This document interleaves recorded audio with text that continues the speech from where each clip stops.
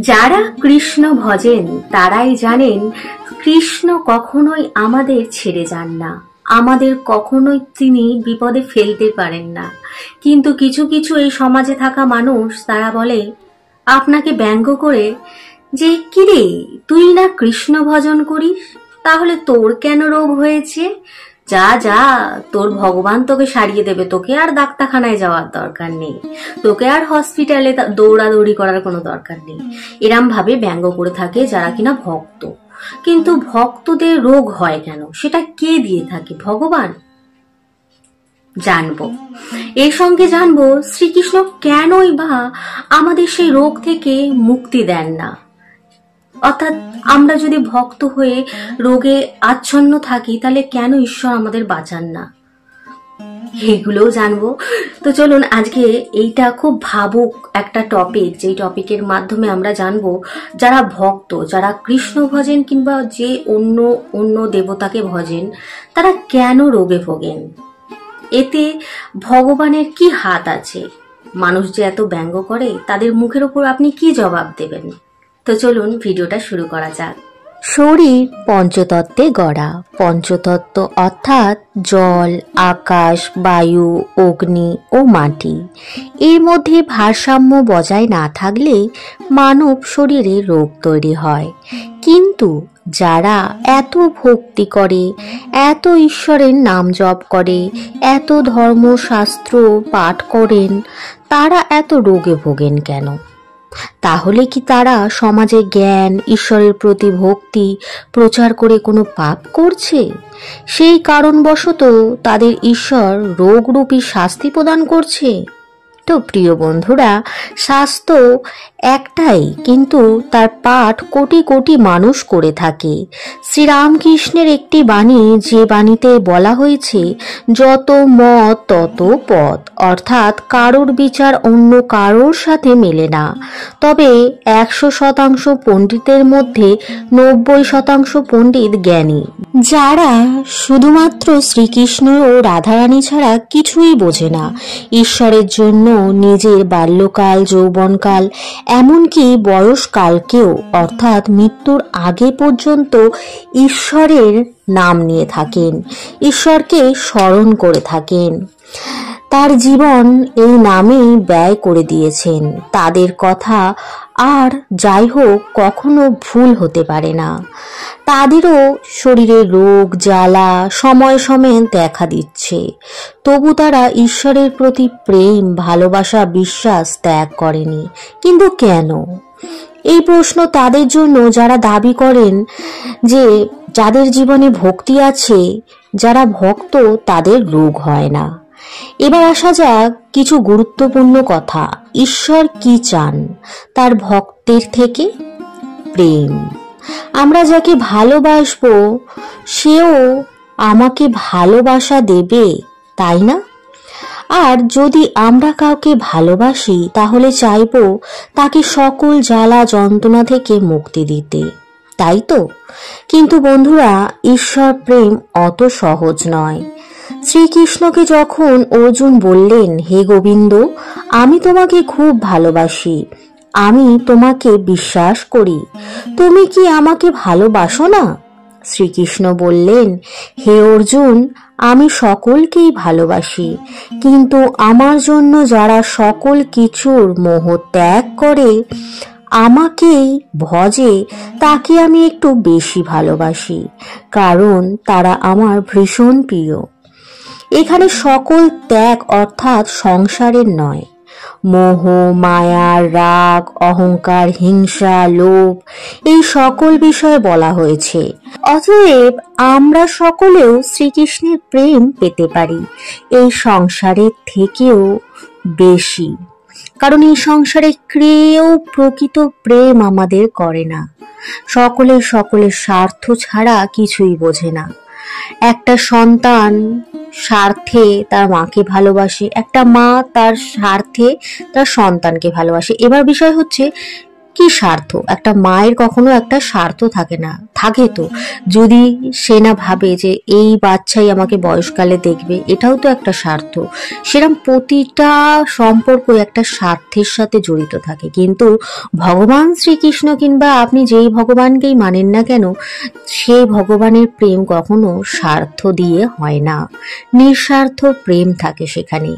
শ্রীকৃষ্ণ এও বলেছেন, আমি যাকে ভালোবাসি তার জীবন থেকে আমি সব প্রিয় বস্তুকে কেড়ে নিই, যাতে তার জীবনে কেবল আমি থাকি। কিন্তু এটা তো কেবল কথার কথা। পিছনে শ্রীকৃষ্ণ ভাবলেন এতে অর্জুন ভয় পেয়ে যাবে আর সে আমাকে ভালোবাসবে না। ঠিক তেমন শ্রীকৃষ্ণ তার ভক্তদের জীবনে সকল প্রিয় বস্তু, এমনকি বন্ধু বান্ধব আত্মীয় স্বজন, সকল কিছু থেকে দূরে সরিয়ে দেয় সেই ভক্তকে।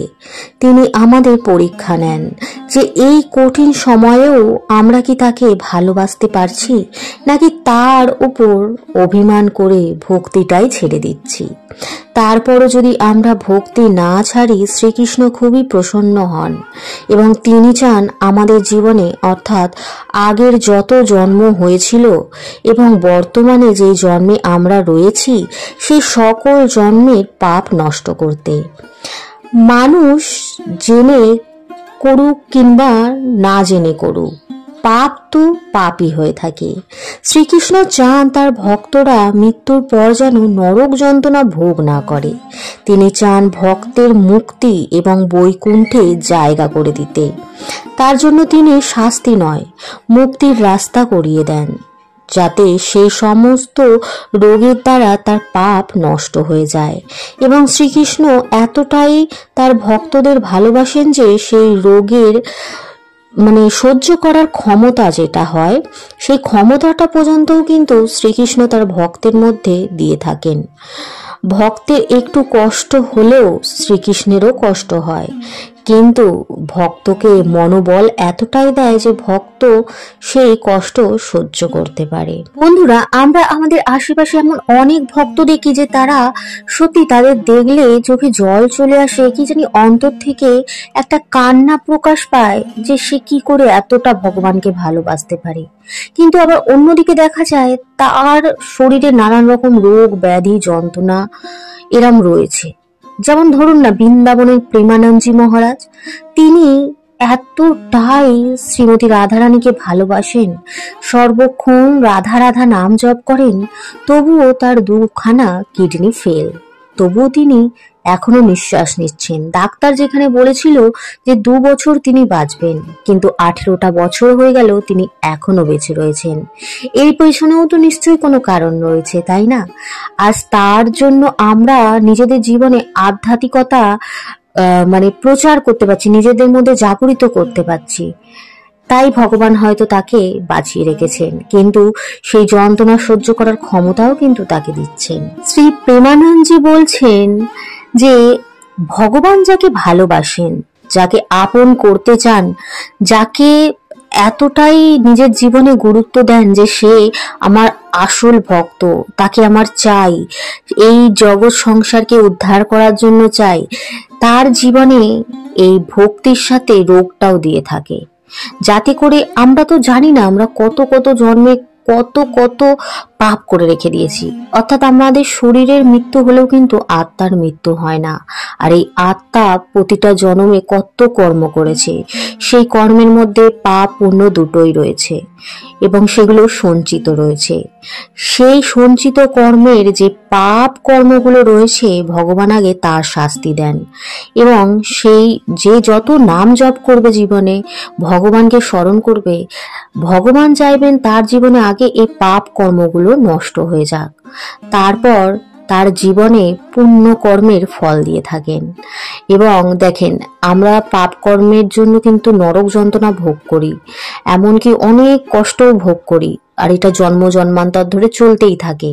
কিন্তু যদি এই পাপ কর্মগুলো আমরা যদি রোগের মাধ্যমে নিজের জীবনে নিয়ে নিতে পারি, তাহলে কিন্তু আমাদের আর সেই কষ্ট নরক যন্ত্রণা ভোগ করতে হয় না। আর ভগবানও সেইটা চান যে আমার ভক্তরা নিজেদের পাপের শাস্তি ভোগ করে নিক, তারপর সে পুণ্যের ফল পাবে। যেমন একটা শ্রীকৃষ্ণের অর্থাৎ জগন্নাথ দেবের এক ভক্ত ছিল।